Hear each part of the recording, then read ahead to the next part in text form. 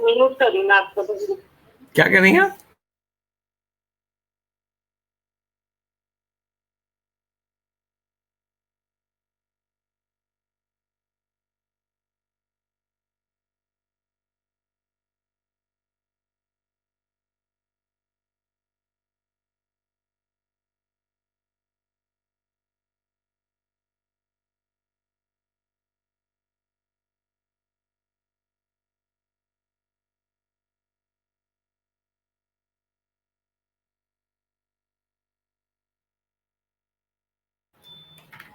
Doctor Shiv Kumar निगम जी, आपका इस कार्यक्रम में बहुत बहुत स्वागत है।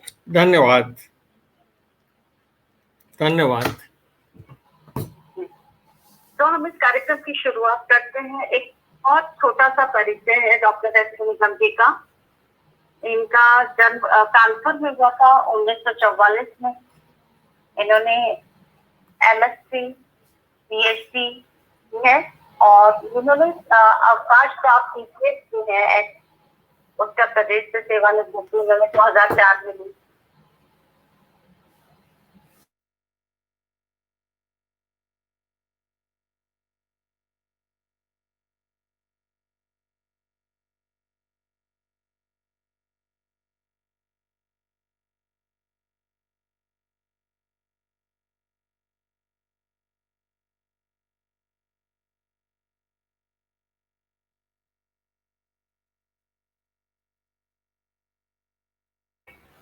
तो पहला सवाल डॉक्टर शिव कुमार निगम जी से यही है कि PhD और साहित्य, इसका तालमेल कैसे हुआ आपके जीवन में?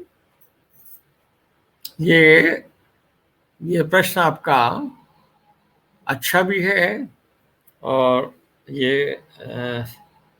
एक इसके पीछे एक कहानी है कि जब आप एकदम तन्हा हो जाते हैं, तो मैं कहीं पे एक भरी सभा में बैठा था और इधर उधर लोग मेरे चल रहे थे। मैं एकदम तन्हा हो गया था, जैसे कहते हैं कि कोई भी ध्यान नहीं था मेरे ऊपर। तो मुझे लगा कि ये क्या है, मुझे तन्हा किया गया है।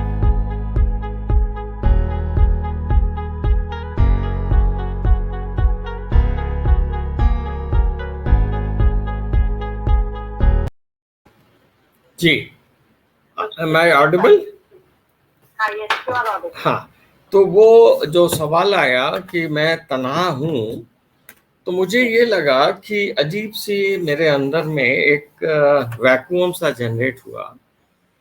तो चूंकि मैं फिजिक्स का विद्यार्थी रहा हूँ, तो ऐसे में मुझे ये लगा कि मैं तन्हा हूँ क्यों। और जब तन्हा हूँ तो नेचुरली उसमें सब तरफ से थॉट्स आते हैं, लेकिन थॉट्स भी नहीं आ रहे हैं।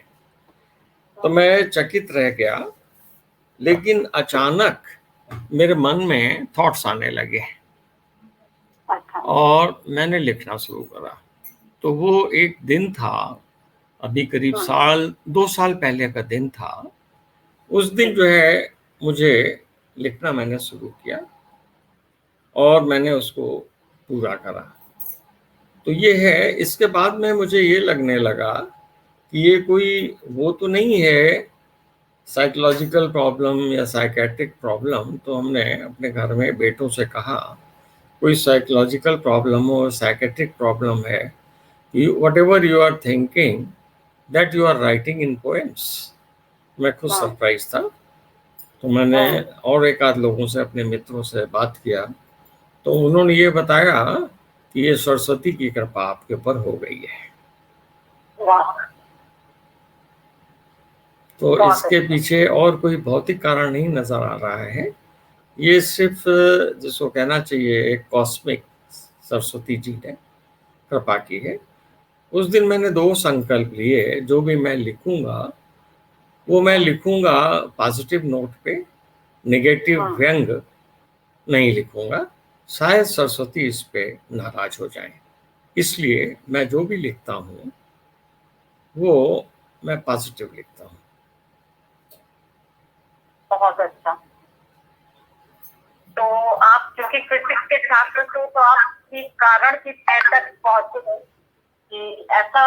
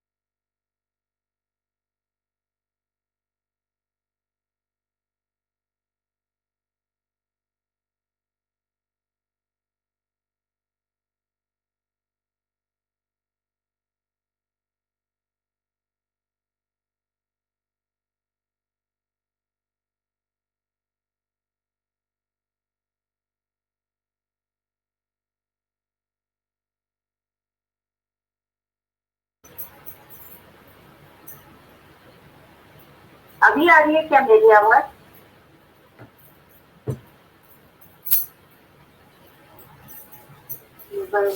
बात कर। हाँ अच्छा, अभी मेरी आवाज आ रही। आ गई? हाँ, हाँ, शिलू आ गई है और वो दिखाई दे रही है मुझे। हाँ हाँ, एक चीज ये कहना होगा, इसमें फेसबुक का लिंक अगर दे दीजिए तो मैं अपने बेटों को शेयर कर दूं। फेसबुक पेज का लिंक? हाँ, फेसबुक हमें पेज दे दीजिए, तुम्हारे बेटे इंतजार कर रहे हैं। आपके व्हाट्सएप ग्रुप को दिया था मैंने, व्हाट्सएप में आपको दिया हुआ फेसबुक पेज का लिंक। अगर दोबारा देते? हाँ, दोबारा देते हैं तो हम बच्चों को भी शेयर कर देते हैं। वो लिख रहे हैं मुझे कांट फाइंड द लिंक। अगर आप सुन पा रहे हैं तो फेसबुक पेज का लिंक यहाँ कर दीजिए। शिवली कर देगी। मैं आपको भेज के दोबारा से आपको व्हाट्सएप पे भेज। आप व्हाट्सएप पे भेज दीजिए, तुम बच्चों से शेयर कर देंगे।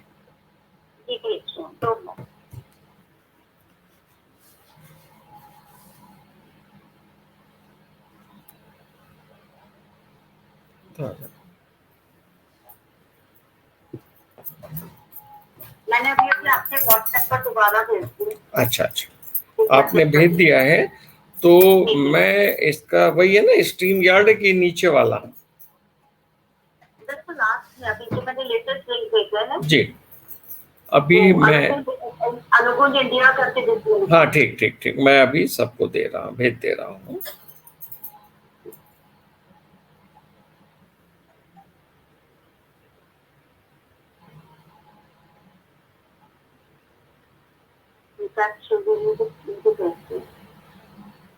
जी,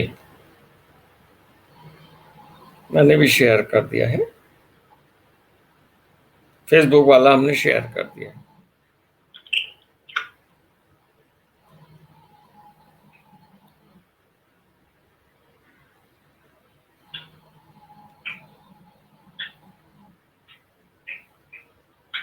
किसी को नहीं पता है, सबको कर दीजिए।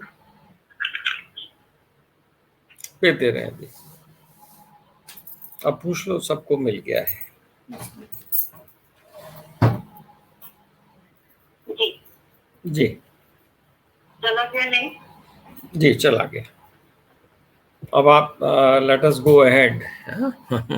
हाँ, तो आपका ये जो काव्य संग्रह है उसी से शुरुआत करते हैं। जी, आपका जो मन की उड़ान है, जी जी, काव्य संग्रह मेरे पास भी है जी, इसके बारे में जानना चाहेंगे कि आपको कैसे लगा कि इसके इसके इसको प्रकाशित कराना चाहिए, और इतनी सारी आपकी इसके अंदर कविताएं हैं।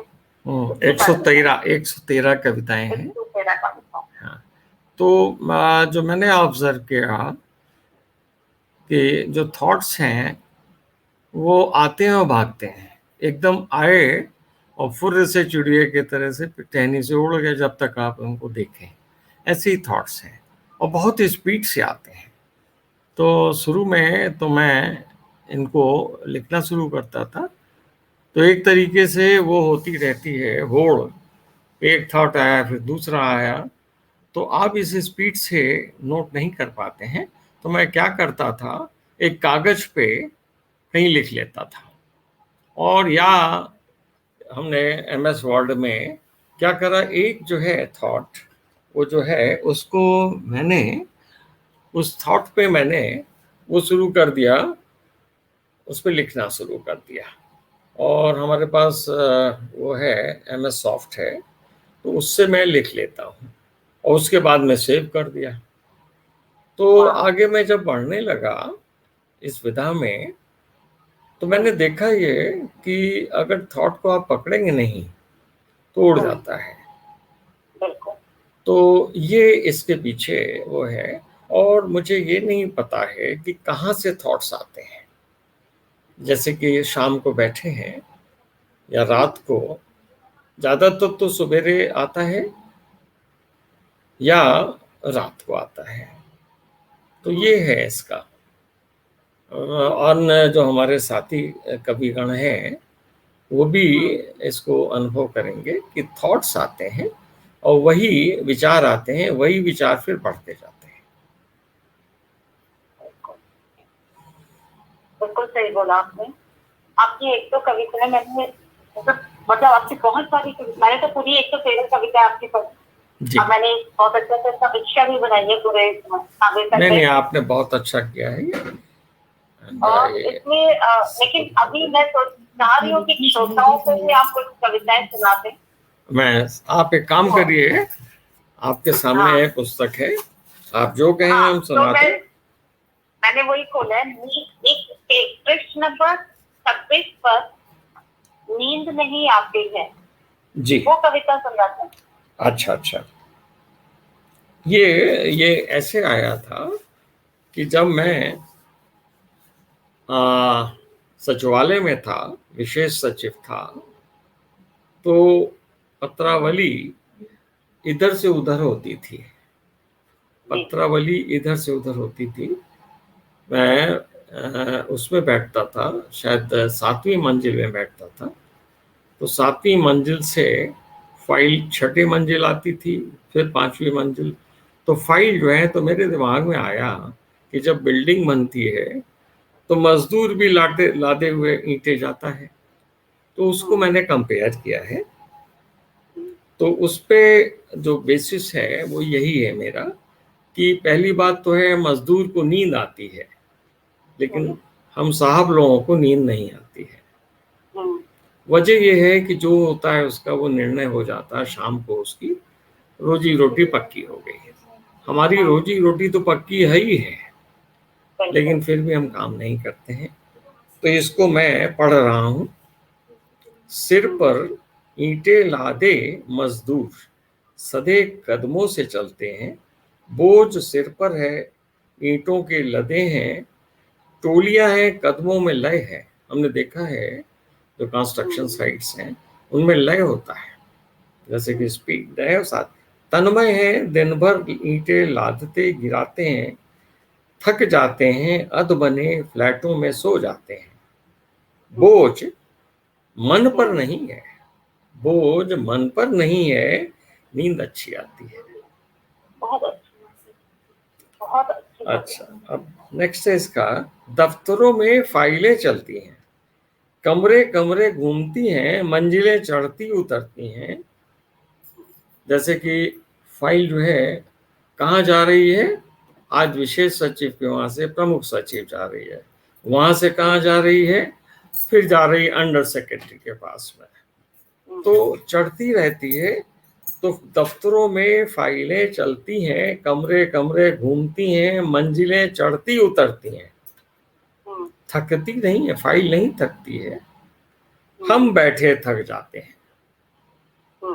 हम बैठे, मैं विशेष सचिव रहा हूँ, तो मैं देखता था कि फाइलें मैंने कहा चपरासी से, कहाँ है? कहना साहब अभी तो बड़े बाबू के पास में। फिर कहाँ है? अब उप सचिव के पास गई। अब कहाँ है? संयुक्त सचिव के पास गई। अब कहाँ है? सचिव के पास गई।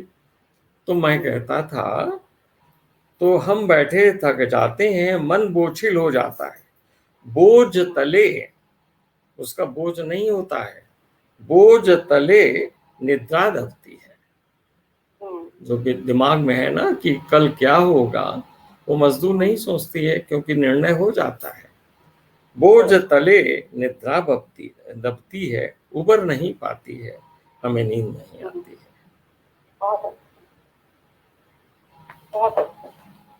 ये अनुभव है अपना। तो फाइलें, तो ये तो आपने कंपैरिजन फाइलों और मजदूर की चीजों के साथ किया, क्योंकि मजदूर को बोझा वो भी ढोता है, लेकिन उसका कोई दिमाग में वो नहीं रहता है, उसका भार रह नहीं जाता है, उसको नींद आ जाती है।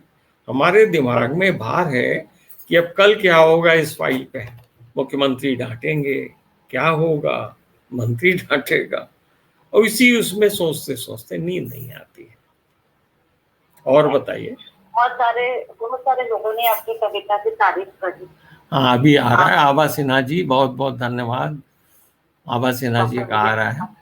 डॉक्टर विजयन पाल शर्मा, यथा, ये संस्कृत में यथार्थ देवी। हाँ सही है। शर्मा जी आप कहाँ पे रहे हैं? सहारनपुर के हैं? और सहारनपुर के हैं, बहुत अच्छे कवि, वरिष्ठ कवि। अच्छा अच्छा। हमारी कविताएं जो हैं उसमें हमने कोई विधा नहीं रखी है, मेरे कंपैरिजन है, जो अनुभव है लाइफ के वो हमने लिखे हैं। उसमें कोई को हमने नहीं बांधा है कि इसमें छंद मात्रा, वो मुझे पता नहीं है। तो जैसे कहते हैं ना कि भगवान के लिए कुछ ना जानी रे, एक प्रेम जानते हैं, एक कविता लिखना जानते हैं, सीख गए हैं जी। कुछ कविताएं आप मैंने पढ़ी तो फिर आपने, आप जैसे बच्चे बड़े बड़े हो जाते हैं और घर छोड़ करके चले जाते जी। उस व्यथा को आपने कविता में, मतलब केवल एक कविता में, आपने 3-4 कविता ऐसे लिखी? हाँ, लिखा है, क्योंकि ये हर दिन की समस्या है। ये आप उनमें से कोई एक कविता सुनाइए। आप बता दीजिए, पेज पे बताइए। हाँ बता, आप बता दीजिए। तो वो मेरे को बड़ी अच्छी लगी वो कविता। जी जी। ये जो मैंने लिखा है ये सार्वभौमिक है, हर एक पे लागू होती है और किसी न किसी स्टेज पे सब फील करते हैं। बहुत, हाँ वो वाली कविता बहुत ज्यादा। पेज बोलिए। हाँ हाँ हाँ, वही ढूंढ रही हूँ।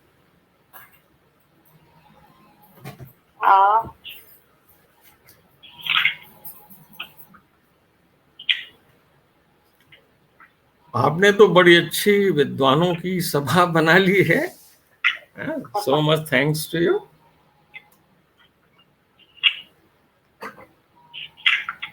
चलिए मैं ढूंढ के रखती हूँ। हाँ ये है, अनुभूति आनंद की। अनुभूति आनंद, पेज 88 नंबर पे। Page 88, page 88।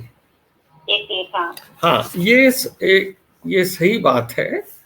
मैं रहता हूँ 3rd फ्लोर पे कार्ल्टन स्टेट अपार्टमेंट में, और मेरे सेकंड सन यहाँ रहते हैं 6th फ्लोर पे, और 6th फ्लोर से जो बच्चे हैं वो भी वहीं रहते हैं, ये रहते हैं, कभी कभी आते रहते हैं। तो ये उस पे है कि ये जब आते हैं तो सामने लॉन है, वो वहाँ पर ये अपने दोस्तों के साथ घूमते रहते हैं, खेलते रहते हैं। पानी पीना होगा तो 3rd फ्लोर पहले आ जाता है, यहाँ पानी पी लेते हैं आकर के। और एक दिन की जो बात है वो बड़ी अच्छी लगी थी हमको। ये दौड़ के आए थे, मेरे ग्रैंड चिल्ड्रन आते हैं, धीरे से आएंगे, धीरे तक खटखटाएंगे, हम लोग खोल देंगे, कभी अकेले कभी दोस्तों के साथ। क्या ये घर भी उनका अपना है? दोस्त लोग पूछते हैं।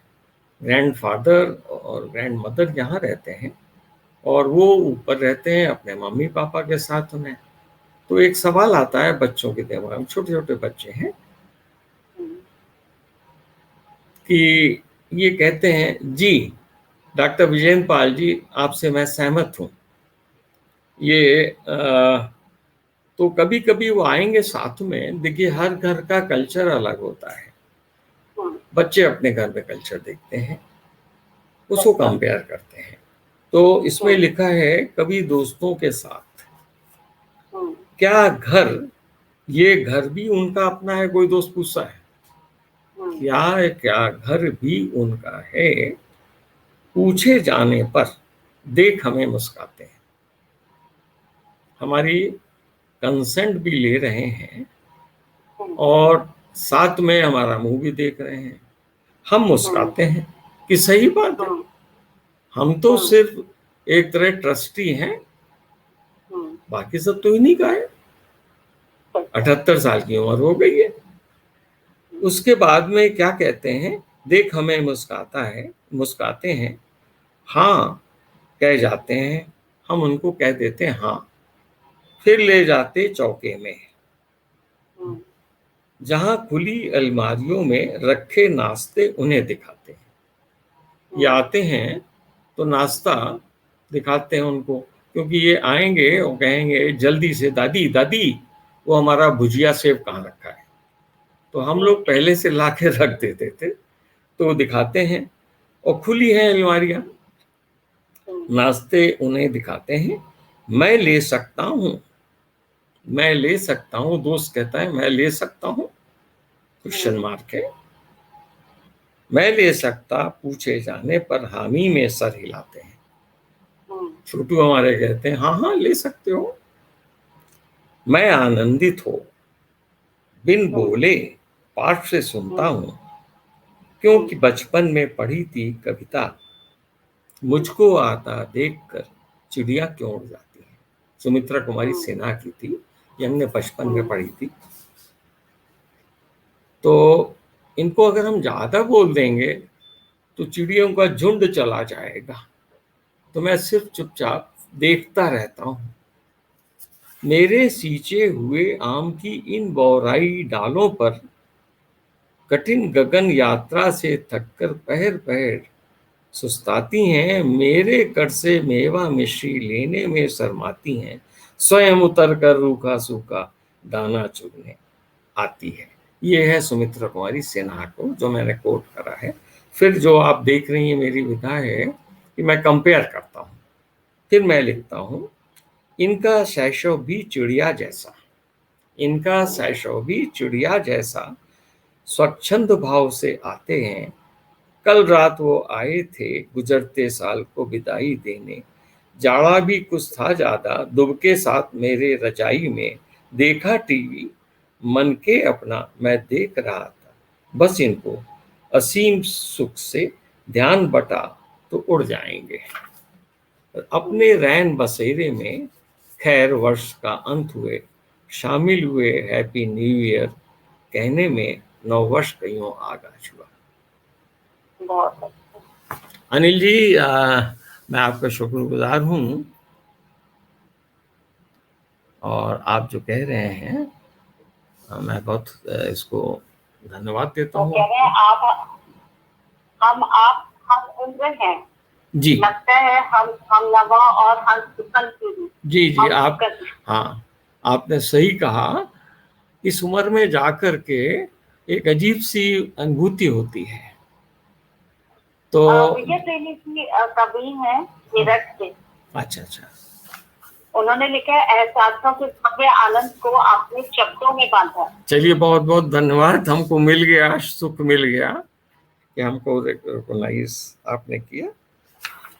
और बोलिए, एक हम आप कह रहे हैं तो मैं टेम्पटेड हूँ कुछ कहने के लिए, अपनी एक कविता मेरे हम उम्रों के नाम, एक कविता है, वो एकदम से तो ये खासकर आनंद श्रीवास्तव के कमेंट के ऊपर है जी, ये पेज 93 पर है, मेरे हम उम्रों के नाम। तो लगता है कि इन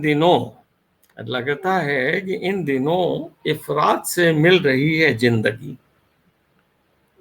क्योंकि जो मुझे याद है 60 के बाद में लोगों की, हमारे आसपास के बुजुर्गों की लाइफ कम होती थी, बहुत कम लोग होते थे, और हम 78 में बैठे हैं अभी। कोई 80 में है। तो मैंने इसके ऊपर सोचा, लगता है इन दिनों इफरात से मिल रही है जिंदगी, रिटायर होने के बाद गोया लग्जरी के लिए मिल गई है जिंदगी। ट्रैवल एजेंसियां बना रही हैं स्पेशल पैकेज बुजुर्गों का, यूरोप, लंका, अमेरिका का, जिसे सीनियर सिटीजन पैकेज वो कहते हैं। हेल्थ इंश्योरेंस भी हो गया है 100 साल का सीनियर सिटीजन इंश्योरेंस, अब 100 साल तक का होता है, हो गया है अब 100 साल का सीनियर सिटीजन। फ्लैट बन रहे हैं स्पेशल फैसिलिटीज से लैस, खेलें जिम जाएं, सेहत चुस्त रखें टैबलेट के साथ। मैं ये बाबा रामदेव की बात नहीं कर रहा हूँ, जो आपको एलोपैथी मिले वो करिए, खाइए और जिंदा रहिए, है ना। अब हार्ट अटैक हो रहा है और बाबा रामदेव की एक्सरसाइज तो हम नहीं करेंगे, ठीक है, हम टैबलेट से खा लेंगे। ये डॉक्टर विजेंद्र पाल सिंह जी शर्मा जी, ये आपको अमेज़न से मिल जाएगा इसी नाम से। अमेज़न का लिंक दिया है यहाँ पर। इसी में ये शिवली ने अमेजन से लिंक दिया है, आप इसको मंगा सकते हैं। हेलो, जी तो मैं आगे चलूं? जी बिल्कुल। तो खेलें, जिम जाएं, सेहत चुस्त रखें टैबलेट्स के साथ में। मैं ये नहीं करता हूं कि आप कोई तंत्र मंत्र साधना करें, आप सीधे सीधे टैबलेट खाइए, झोवा भर खाइए तब टैबलेट, है ना। इसमें क्या मतलब है? देखिए मेरा चेहरा देख लीजिए, मैं एकदम खुश हूँ, है ना, बिल्कुल। और एकदम अच्छा। कविता करने वालों की उम्र आत्मा लंबी है, एकदम सही कह रहे हैं प्रेमी जी। तो मैं आपसे इजाजत लेके मैं कह रहा हूँ, रेल में, प्लेन में, टैक्स में, टैक्सी में लाइन में लगना नहीं है, मिल रही है छूट। अभी मैं 2 साल पहले रूस गया था, उसी का मैंने वर्णन किया है। अभी कुछ पहले गया था रूस, ग्रुप टूर पे, मजा आया। सभी सीनियर सिटीजन थे, कुल मिला के 11 थे। लगा बनी है क्रिकेट टीम। सब साथ घूमे, रूस की मेट्रो में, बुलेट ट्रेन में घूमे, पुष्किन स्ट्रीट देखी,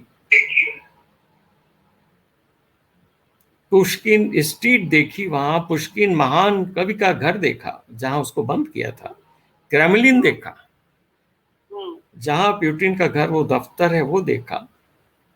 तो मैंने उस दिन सोचा था कि अगर पुतिन साहब दिखाई दे जाएं तो उनके दर्शन ही कर लें, है ना। लेकिन इत्तेफाक की बात, उस दिन वो नहीं आए थे। बताऊं कहां तक, बहुत देखा, बस खुशी खुशी बिताइए जिंदगी, इन दिनों इफरात में मिल रही है जिंदगी। बहुत बहुत अनिल श्रीवास्तव साहब, बहुत बहुत धन्यवाद आपका। तो हाँ, अब एक और अपनी चॉइस की सुना रहे हैं। प्रसून हमारा बेटा बोल रहा है, बाबा वेरी नाइस बाबा। हमारा प्रणय है, हमारा बेटा, और ग्रैंड चाइल्ड है, 6 साल का। अब आगे एक और हम एक थोड़ा फनी बता रहे हैं। बैठे ये ख्याल आया, बैठे ये ख्याल आया कि दिल धड़कने के साथ न जाने कितने काम कराता है। किसी पे मरता है पर हमें जिंदा रखता है, किसी पे मर जाता है और फिर जिंदा रखता है। दिल पागल हो, दिल दीवाना है। एक गाना भी आया था, दिल पागल है, दिल दीवाना है, तो भी खुद का दिमाग ठीक रखता है, खुद का दिमाग ठीक रखता है। दिल प्यार करता है जैसे दिमाग कुछ नहीं करता। निठल्ला है दिल, न जाने कितने काम कर आता है और लौट आता है। दिमाग सोचता है कि पागल होना पैदाइशी हक है इसका, पर जनाबे दिल हक तलफी करते हैं, हक तलखी करते हैं, मेरे मरने के बाद भी धड़कते हैं। It is a medical fact कि ब्रेन डेड आदमी पहले होता है, तो जब ब्रेन डेड हो जाता है तो हार्ट ट्रांसप्लांट के लिए लोग ले जाते हैं। तो मेडिकली डेथ तब होता है जब ब्रेन डेड हो जाए। तो मैंने इसी पे लिखा है, हक तलखी करते हैं मेरे मर पर जनाबे दिल, हक तलखी करते हैं, मेरे मरने के बाद भी धड़कते हैं। हालांकि मरने के बाद नेक काम करते हैं, किसी जरूरतमंद के सीने में जाकर धड़कते हैं, इसीलिए पब्लिसिटी अपनी करते रहते हैं। इसलिए पब्लिसिटी करते हैं। तो दूसरी चीज है, अभी समय है। हाँ हाँ है काफी। सीमा गुलाटी जी, बहुत बहुत धन्यवाद आपका। एक चीज जो है, अभी मैं दिल दिमाग की कश्मकश आवाज ही बोल रही हैं। एक और चीज है, कभी कभी हम बहुत खुश होते हैं अपने बच्चों पर, नाज करते हैं। मेरे नाना जो थे, मदर मेरी बताती थी कि नाना जो थे, दिल से दिल की बात पुरानी अच्छी लगती है। बहुत अच्छा कवि प्रेमी जी। अब मैं एक चीज बता रहा था कि अक्सर ये होता है कि ब्लेसिंग्स फ्रॉम हार्ट कहते हैं, तो आप कोशिश करके नहीं कर सकते हो, कि आप किसी को दुआ दो और वो उसके लगे। तो हमें पुरानी चीज याद आई, हमारे नाना थे। ये आपको बहुत अच्छे से लगता है हैं? और पढ़ी है मैंने ये कभी। जी, ये मैंने लिखा है खास दुआ, ये मेरी मदर बताती थी, तो मैं उसको पढ़ रहा हूँ। खास दुआ एक तरीका नायाब होता था पुराने दौर में किसी अपने को दुआ देने को। मेरी अम्मा बताती थी कि उनके फादर जो मेरे नाना थे कचहरी से रिटायर थे, ने 40 साल पेंशन खाई थी। वो क्या बड़े फख्र से कहती थी 40 साल पेंशन खाई। तो अभी तो मैंने कितनी खाई है पेंशन, मैं भी 40 तो नहीं, आप 15 के ऊपर खा चुका हूँ। तो ने 40 साल पेंशन खाई थी। तो बताती थी बड़े रौब से शेरवानी अचकन पहन के लेने जाते थे पेंशन, और पेंशन लेकर इक्के से आते थे। उतरने से पहले कभी रतन, कभी नंदू, कभी मन्नू बुलाते थे, जो उनके बेटे थे, जो मेरे मामा थे, को बुलाते थे। किस लिए बुलाते थे? किराया इक्के का देने का, कि तुम किराया दे दो, सबसे कहते थे। तो जैसे कि वाइफ्स को होता है, लेडीज को होता है, हर जगह होता है। कहती थी जब नानी पेंशन लेके आए उसी से दे दो। कहते थे आज का दिन खास होता है, हर महीने जब बटुओं में होती है दौलत, तो ये दिन भरपूर होता है। इसकी अहमियत अलग है, किराया इनसे दिलाने में एक खास दुआ दिल से निकलती है, जिसकी तासीर बहुत असरदार होती है। दुआ के ये तरीके हैं रियाज काबिल, ये मैं बोल रहा हूँ, हमने भी असरदार पाया है। कुछ बात हुई थी कल ऐसे कि बरबस याद आया था ये सब कुछ।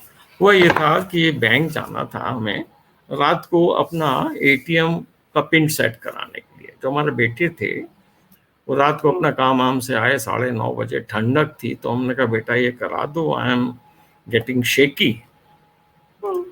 मधु जी थैंक्स। तो हमारे साथ ये 10 बजे, 9:30 10 बजे गए थे। अब थैंक यू। तो जब गए थे तो इन्होंने क्या किया, आप चुपचाप बैठे रहिए। तो मैं बैठ गया, इनको पेटीएम कार्ड दिया, हमारा भी था, और पेटीएम नहीं सॉरी एटीएम, और नया इन्होंने पिन बनाया। और मैं मन ही मन सोच रहा था कि आज मैं ये नहीं कराता, क्योंकि शायद लास्ट डे था वो एटीएम पिन। तो मैंने कराया, अंदर ही अंदर मैं, जैसे होता नहीं चुपचाप मैं बैठा हुआ था। इसको कहते हैं ना किम कर्तव्य विमूढ़। तो हाँ, तो मैं बैठा था, मन ही मन सोच रहा था कि ये कितना मेरे लिए कर रहा है और इस एज में मदद दे रहा है। तो मुझे नाना याद आ गए। मन से मैंने कहा हे ईश्वर, इसको जितनी तरक्की दे सकते हो देना। तो वही इस पे मेरे ये निकला। जी, तो ये तो नहीं बनती उड़ान की तो कविताएं, ये रही है। प्रकाशित हो रहे थे आपकी? नहीं, मैं डेली हमेशा फिजिक्स पे लिखता था, फिजिक्स में कह रहा हूँ, इसमें फेसबुक पे लिखता रहता हूँ। और इसके बाद में हरिकांत त्रिपाठी जी का अंशु की कविताएं करके चाहती हैं, उन्होंने रिक्वेस्ट किया था कि आप हमको कुछ कविताएं भेजिए अपने। तो उसमें मेरी छप गई थी, वो भी छप गई है, ले आइए। तो वो भी अवेलेबल है अमेजन पे। तो इसका हाँ 15वां संस्करण है और उसमें आ गया है। तो अब तो ये हो गया ना कि एक तरह से अपने आप आती रहती हैं। कविता वास्तव में व्यवहार की अमलाई है। ये मेरे जी, आपके बच्चों में क्या कह रहे हैं? आपके बच्चों में भी ये प्रतिभा चाहिए क्या? अभी जो है हाँ, ऐसा हो जाता है कि बचपन में जो होता है वो बड़ा होता है सब ये, और इसके बाद में ये जब बड़ा होने लगता है तब जा करके जब फुर्सत मिलती है। अभी तो बेचारे सुबह शाम ऑनलाइन क्लासेस में लगे हैं, हम ही से बात नहीं कर पाते हैं। हम जाएंगे, हमारा जो हमारी ग्रैंड डॉटर है वो, उसने बीटेक किया है और उसको जॉब भी मिल गया है। तो हाँ, और उसमें सॉफ्टवेयर कंपनी में मिल गया है। और जो हमारे वो है पोती, और ये पोती है, और जो एक पोता है वो उसको भी जॉब मिल गया है, और उसको एक बड़ा भारी प्रोजेक्ट मिला है अभी, और कि उसमें रूरल डेवलपमेंट में। तो चूंकि मैं एडीएम रूरल डेवलपमेंट था, तो मैंने उससे इंटरेक्शन हुआ कि बाबा मैं ये कर रहा हूँ। हमने कहा बहुत बढ़िया तुम कर रहे हो। तो अभी तो जिसको कहते हैं ना कि अभी तो रोजी रोटी के तरीके से उस पर चक्कर में है, फ्री टाइम होगा। इन लोगों ने हमें फ्री कर दिया तो मैं लिख रहा हूँ। अच्छा, इसकी एक आध कविताएं हम आपको पढ़ा दे रहे हैं। ये हाँ, एक है जो बड़ी कॉमन चीज है, आज की समस्या नहीं है, पहले की समस्या है कि आदमी की कोई बात नहीं सुनता है। तो इस पे मैंने लिखा था मंच, नहीं ये नहीं, दूसरी एक मंच भी बहुत अच्छी है आपकी, मैं खोल के बैठी थी मंच, क्या आपको बताऊंगी मंच। नहीं, मैं दूसरा बता रहा हूँ आपको। एक चीज का जोन भी बहुत अच्छी। नहीं, इसका मैं बता रहा हूँ, ये बड़प्पन। हाँ, बड़प्पन। ये जो नई वाली है, उसमें नहीं है, पुरानी तो नहीं है ना? अच्छा, पता नहीं, नई में है। हाँ, नई में है बड़प्पन। अच्छा, ये काव्य वाटिका में है। हाँ, तो इसको मैं पढ़ रहा हूँ। बड़प्पन एक्चुअली होता ये, हम लोग का भी कहा जाता था बचपन में कि हमारे बाबा थे, वो हर प्रॉब्लम सॉल्व कर देते थे। घरों में झगड़ा नहीं होता था। मान लो फैमिली में कोई छोड़ के घर जा रहा है तो वो मना कर देते हैं। विजय प्रेमी जी, बहुत बहुत धन्यवाद। अब मैं बोल रहा हूँ बड़प्पन। पुराने मकानों में भरे परिवारों में, पुराने मकानों में भरे परिवारों में, शर्मा जी, खामोश जी, नमस्कार। बड़प्पन, पुराने मकानों में भरे परिवारों में दरारें आती हैं। महाभारत से चला आ रहा है। छतें दीवारें रिश्ते चिटकते हैं, लिपाई पुताई से ढक जाते हैं। छतें बल्ली से, रिश्ते बड़प्पन से थम जाते हैं, पर अंदर ही अंदर दरारें बढ़ती रहती हैं। वो इसलिए बढ़ती रहती हैं कि आज का जो युग है वो हो गया अनेकवादी के बजाय सिंगल पे है। अंदर ही अंदर दरारें बढ़ती हैं। छत का टुकड़ा, ज्वाइंट मकान है, ज्वाइंट फैमिली है, छत का टुकड़ा किसी कमरे में गिरता है। मकान शामिलात है, शामिलात माने ज्वाइंट है, कौन ठीक कराएगा? मकान शामिलात है, कोई ठीक नहीं कराता है। तो आदमी आजकल एग्जिट सोचता है कि मकान शामिलात है, कोई ठीक नहीं कराता है कि ये उसका कमरा था। एक दिन उसमें रहने वाला मकान छोड़ देता है, कोई नहीं रोकता है। पहले बूढ़े बुजुर्ग जो है रोकते थे, कोई नहीं रोकता है। बड़प्पन बूढ़ा हो जाता है, बड़प्पन बूढ़ा हो जाता है, मकान खंडहर हो जाता है। ये मैंने इस पे एक दिन।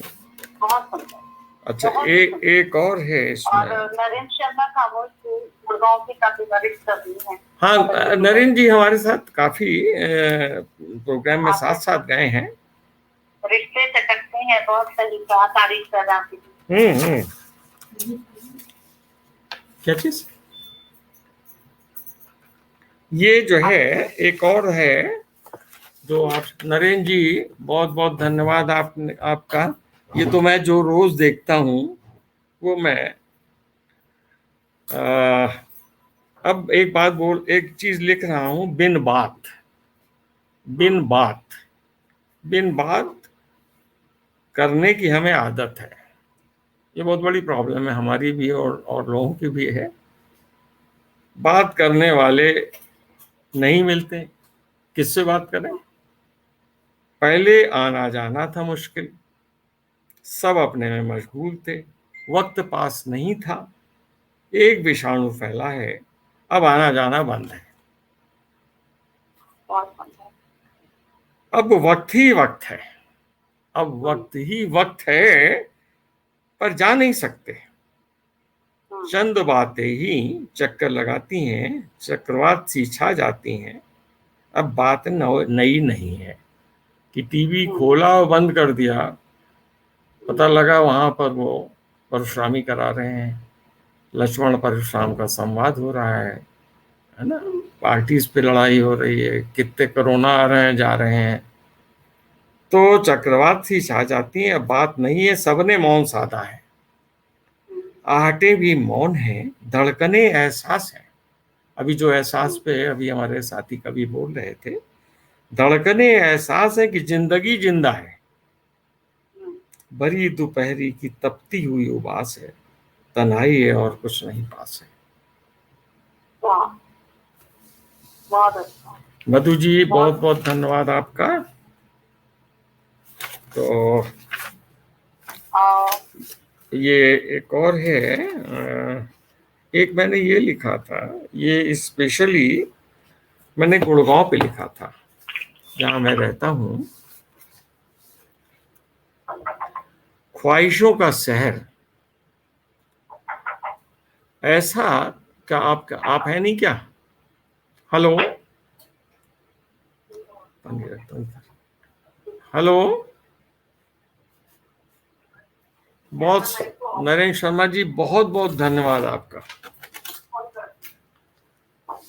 ये अभी है क्या? निवेदिका जी हैं अभी? जी। एक और है, ख्वाहिशों का शहर। ये एक दिन हुआ ये था कि गुड़गांव में आना जाना बंद था, तो कुछ दिनों में ऐसा लगा, निवेदिता श्रीवास्तव जी बहुत बहुत धन्यवाद, विजय वशिष्ठ जी बहुत बहुत धन्यवाद। कभी देखिए ये कोरोना भागेगा तो हम लोग मिलेंगे, हैं? अब हम बता रहे हैं, अब आपको ये देखिए जैसे होता है ना, रियल घटना पे आता है। तो हम लोगों ने एक दिन कुछ कोरोना का सुना कि वेव कम हो रही है, जा रही है, तो हमने एक जगह बुक किया, जिसको कहते हैं क्या नाम है, बारबेके नेशन। और वो हमको वहां मिला, बारबेक नेशन, उधर सोहना रोड पे कहीं था। तो मैं वहां गया था, तो मैं देख रहा था, कहने लगा कि साहब बंद कर दिया था, गवर्नमेंट ने अभी 2-3 दिन पहले खोला है। तो कुछ लोग बैठे थे, तो इस पे मेरे मन में आया कि ऐसा कुछ खास तो नहीं हुआ इस शहर में, मगर यहाँ और शहरों की तरह कोरोना आया और आकर बस गया। देख लोग सहम गए, चैनल खबरें देने लगे, किस देश में कितने संक्रमित हुए, रैंकिंग होने लगी देश में, प्रदेशों में, शहरों में, संपन्न देश में, विश्व के कोनों कोनों में हुआ, निकलना बाधित हुआ। धीरे धीरे प्रकोप घटा, लोग डरे डरे निकलने लगे। सड़कों पर वो चहल पहल नहीं है, फिर भी होटलों में जा रहे हैं, जैसे रस्म निभा रहे हैं। मंदिरों में जैसे जाते हैं ना, तो होटलों में जा रहे हैं और रस्म निभा रहे हैं। तो मायूसी तो नहीं है, मगर खुशी भी नहीं है कि डर लग रहा है कि कहीं बहरे के ना हो तो लग जाए, चिपक जाए हमारे भी। तो मायूसी भी नहीं है, खुशी भी नहीं है, इस खिलखिलाते शहर को नजर लग गई है। बहुत बेरोजगार हो अपने शहर चले गए हैं, अब कोई कुछ ऐसा न करे कि कोई दर बदर हो, कोई दर बदर हो, क्योंकि ये कर देते हैं, छोड़ देते हैं। मैं भी गवर्नमेंट में रहा हूँ, कोई ऐसी व्यवस्था नहीं छोड़ते हैं। जैसे कि आप अपने छोटे बच्चों को, दुधमुहे बच्चों को आप सड़क पे छोड़ दें, जा बेटा खा जहां मन आए, सरकार माई बाप होती है। मैं गवर्नमेंट में था तो मुझे यही कहते थे, आप तो सर माई बाप है, और मैं माई बाप होता था। आज का वक्त यह आ गया है, कोई केयर करने वाला नहीं है। अगर देखेंगे भी तो मुंह घुमा के चले जाएंगे। सब बोलेंगे, इस पे नहीं बोलेंगे, तो इसमें करना पड़ेगा, हवाबाजी कर लेंगे। तो उसी पे मैंने कहा अब कोई कुछ ऐसा न करे। मतलब यहाँ तक हुआ है, जो आदमी गया है दर बदर हुआ है, एक डीएम साहब ने तो उसके ऊपर फिनाइल छिड़कवा दी थी कि यहाँ इन्फेक्शन ना हो।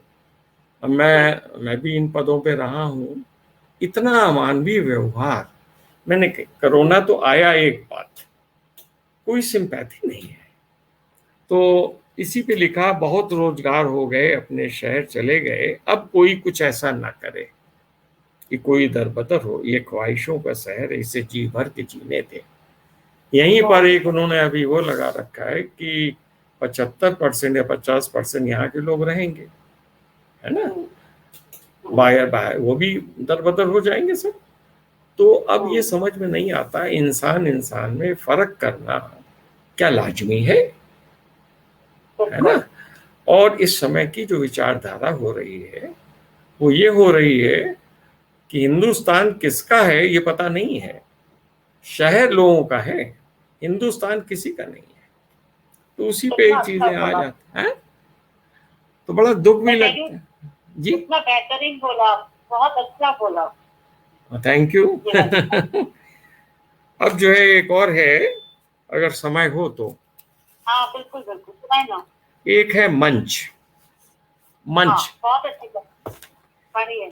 सवेरे से शाम तक मन की बात होती है। मैं तो नहीं सुनता हूँ, आप सुनती हैं कि नहीं मुझे नहीं पता। और सवेरे शाम तक मने की बात होती है। तो यहाँ तक की सीमा हुई है, मेरे मित्र बताते हैं कि जब वो सुनना बंद कर दिया तो रेडियो में सुनाने लगे। ठीक है, हमारी बात कोई क्यों सुने, अपना वक्त जाया क्यों करे। हम हर एक की बात सुनते हैं, शायद नहीं, क्योंकि हमारी उसमें रुचि नहीं है। जो टॉपिक है, या तो उसमें रुचि नहीं है हमारी, या उस नहीं, हमारी उसमें रुचि नहीं है, माने उस व्यक्ति में रुचि नहीं है, दूसरा, या उस प्रसंग में रुचि नहीं है ना। हमारे दो रूप हैं, श्रोता या वक्ता, दोनों भिन्न हैं। हम वक्ता हो तो और सब सुने, हम श्रोता हो तो अपनी मन मर्जी से सुने। बहुत बढ़िया।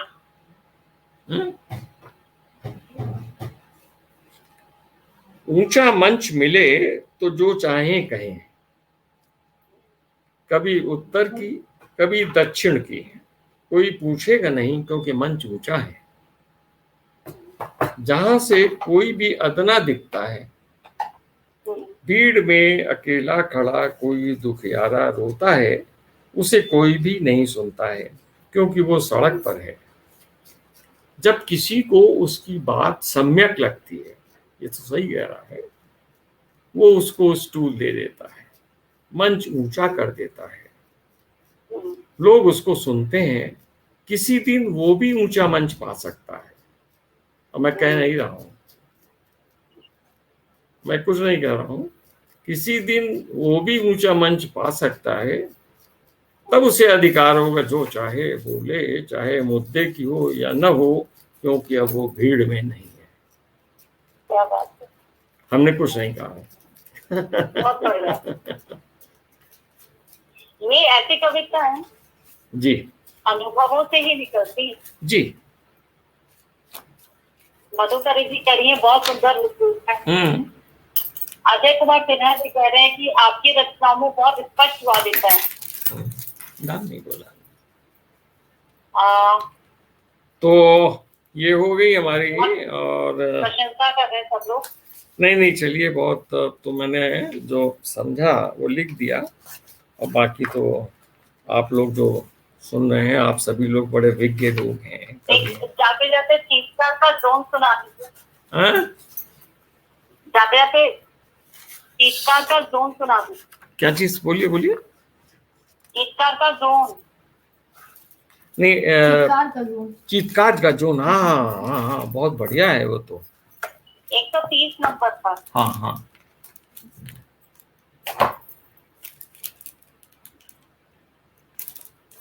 ये 130 नंबर पर, ये भी अनुभव पे है अपना।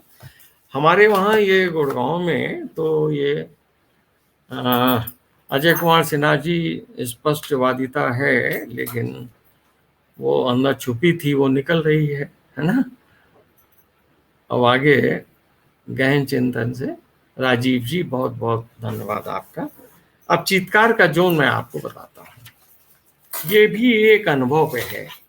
यहाँ गुड़गांव में मैं कार्टन में रहता हूँ, बेटा हमारा ऊपर रहता है, तो अक्सर फोन आता है यहाँ पे जब भूकंप आता है कि पापा जल्दी बाहर निकलिए, सब लोग जैसे हैं निकलिए। तो सब लोग यहाँ से निकल करके जाके लॉन में खड़े हो जाते हैं, है ना, क्योंकि लॉन में खड़े होने से कहते हैं कि कोई नुकसान नहीं होगा पर्सनल किसी का। तो इस पे है मेरा एक जो मन आया, वो ये है, भूकंप आता है, धरती हिलती है, लोग घरों से निकल आते हैं, घर के पास एक खुला मैदान है, उसमें खड़े हो जाते हैं। भूकंप के बारे में बात करेंगे, सेस्मिक जोन में घर है, आज से तो नहीं पता है, हर रोज से पता होता है, 10 साल से हम रह रहे हैं, हमको पता है, तो छोड़ते तो नहीं है। बस ये है कि भूकंप के बारे में बदलना पड़ेगा, सभी कहते हैं, भूकंप चले जाता है, सब लोग भूल जाते हैं, सिलसिला चलता रहता है, हम यहीं रहते हैं। रेप होता है, रेप होता है, सरेआम होता है, लगभग रोज होता है। पीड़िता चिल्लाती है, बचाने की गुहार लगाती है, बोलते नहीं है, बचाते नहीं है, कान बंद कर लोग सुनते हैं, आंखें खोल वीडियो लेते हैं, घरों में शायद दिखाते नहीं है, फिर किसके लिए खींचते हैं, फिर किसके लिए खींचते हैं। सब खत्म नहीं हुआ है, कैंडल मार्च बाकी है, प्रदर्शन अभी बाकी है, आतताइयों की गिरफ्तारी बाकी है, सजा मिलना भी बाकी है, चैनल्स पर बहस होती है, जोर शोर से बोलते हैं, वो कहेंगे ये इसकी जिम्मेदारी है, वो कहेंगे इसकी जिम्मेदारी है, वो इसके लिए कहेगा, वो इसके लिए कहेगा। तो यानी कोई प्रोत्साहित करता है या कोई बचाता है, लेकिन कुछ भी सत्य नहीं है। लोग सुनते हैं, समझते हैं, आगे भी यही होता है। भूकंप का तो सेस्मिक जोन है, पर इस चीत्कार का जोन नहीं है। कभी कभी भी होता रहता है, लोग इकट्ठे होते हैं, कुछ नहीं करते हैं। कितना सुंदर, हाँ? चीतकार का जोन नहीं। वाह, बहुत तो बहुत बेहतरीन। हाँ, मैं तो ये देखता हूँ ना, मैं तो ये आपसे बता रहा हूँ कि मैं प्रशासन में रहा हूँ, तो मैं कभी कभी ये करता था कि अब मैं इसको नाम नहीं लूंगा, बता रहा हूँ कि किसी गांव में मैं गया था जहाँ पे एसडीएम था, तो इसी तरीके की चीज हुई थी और सब लोग शांत थे, ऐसे ही चल रहा था। तो उस आदमी का जो आतंक था पूरे गांव में था और कोई नहीं बोलता था। मेरे पता नहीं क्या, मैं यंग ऑफिसर था, नया नया था, मेरे पता नहीं क्या हुआ, मुझे आंखों में खून आ गया।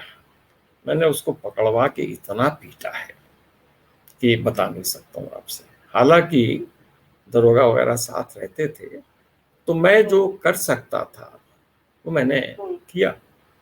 और उसकी जो गुंडागिरी थी पूरे गांव में थे, तो मेरे दिमाग में ये आता है, जैसे मैं कर सकता तो मेरे को भी खतरा था, और क्यों नहीं करते हैं। हमको भगवान ने पद दिया था और मैंने किया था। तो इसी तरीके की चीजें दिमाग में आती हैं, तो आज भी वही चली आ रही। अरे यार, 2 हाथ पैर आपके भी हैं, पकड़ सकते हो, पीट सकते हो, क्यों नहीं करते हो। पद भगवान ने दिया है, तो मैं तो जहां रहा हूं मैंने ये किया है और मुझे संतोष मिलता है और मैंने किया है। लोग मुझे याद करते हैं आज के दिन भी।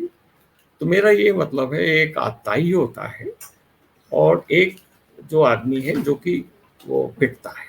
या उसके ऊपर अत्याचार होता है, हमारे पास पद है, पुलिस है, हमारे सामने खबर होती है, हम चुप चले जाते हैं, FIR लिखा देते हैं, है ना। तो इसी पे ये सब चीजें अंदर मन की उड़ान है, जो आक्रोश है वो इन्हीं चीजों पे है, और अपने ढंग से जो हो सकता है कर देता हूँ। और ये जो छटपटाहट है आपकी, सारी आपकी कविताओं में दिखती है। हाँ, वो इसलिए है क्योंकि मैंने भरपूर मदद की है समाज की, ऐसा नहीं है मैंने छोड़ दिया है, लेकिन मुझे ये लगता है कि जो अब संस्कृति है, क्यों नहीं करते हैं, क्या हो जाएगा। तो यही सारी चीजें हैं, और मैं उम्मीद करता हूँ अपनी कविताओं से कि कुछ लोग सोचें इस बारे में, कुछ करें, है ना। मैं आपसे नहीं कहूँगा, साधारण जनता से, न मैं अब कोई मेरे पास अधिकार है मैं अपने से करूँगा, लेकिन और लोगों को करना चाहिए। इस समय तो बड़ी कठिन व्यवस्था चल रही है। तो मैं श्रोताओं को बता दूं कि मन की उड़ान जो है, इसके बारे में एक समीक्षा मैं भी लिख करके फेसबुक में डाल रही हूँ, और साथ में अमेज़न का लिंक मैं वहां भी डाल रही हूँ। अगर आप लोगों को चाहिए तो आप वहां से बुक कर सकते हैं अपनी कॉपी। और इसी के साथ ही मैं आप सबको बहुत धन्यवाद देती हूँ, सारे श्रोताओं को, कि आप लोग जुड़े और आपने ये कार्यक्रम देखा। और मैं साथ में डॉक्टर S.K. निगम जी को बहुत धन्यवाद करती हूँ। बहुत बहुत धन्यवाद पूरे समूह को, हमारे साथी कवियों को। बहुत बहुत अच्छा लगा। नमस्कार। नमस्कार। नमस्कार।